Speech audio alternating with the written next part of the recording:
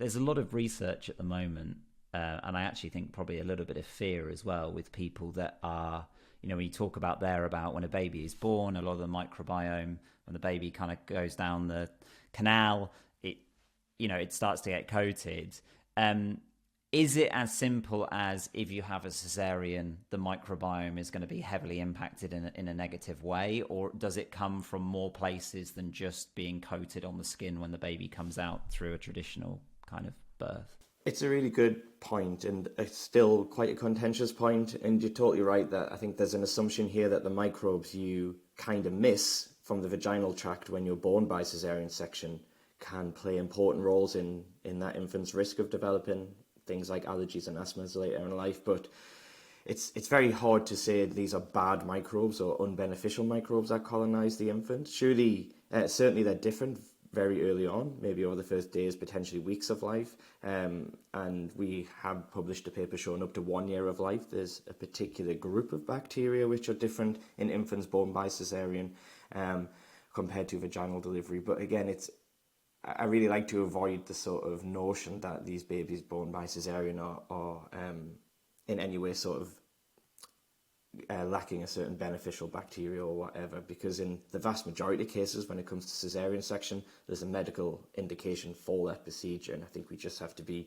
sort of sensitive to that point. I don't want to hear worry mothers who've had to deliver by cesarean thinking, oh, my kid's guaranteed to get asthma. It's certainly not the case. There's potentially a slightly different microbiome development, but we're a long way away from knowing as to whether that plays direct roles in that infant's short and long-term health. Yeah, because I think there's been some kind of stories floating around of people that are kind of clued up on the microbiome rushing into the delivery theatre and trying to cover their baby in fluids but essentially what you're saying is like there could be some basis to this, but it's really kind of way too early to understand. It's certainly not explicit that if you are having a cesarean that your child is going to be heavily impacted negatively. Exactly. These are all risk factors spread across thousands, tens of thousands of babies, and ultimately there's no direct evidence linking that to the microbiome per se.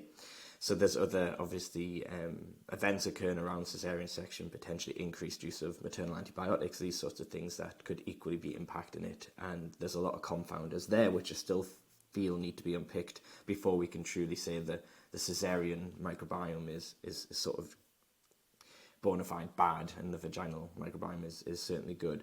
And just to unpick that a little bit further, there's really only one bacteria that's different between cesarean and vaginal delivered infants, and that's really only over the first year of life, although some others might argue it's a bit longer. But in the studies I've been involved in, it's very typically just that 1 year period where this one group of microbes, they're called Bacteroides, they're typically found in relatively high levels in vaginally delivered infants, and in many cases in cesarean babies we don't see that particular group of bacteria.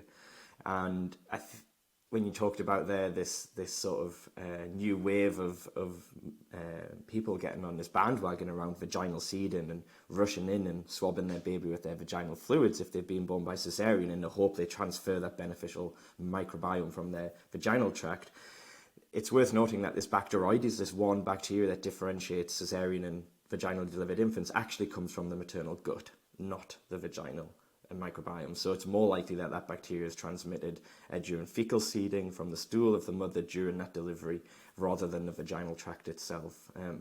So that has led researchers down the path of, well, should we start to seed infants with the fecal microbiome of the mother rather than the vaginal microbiome of the mother?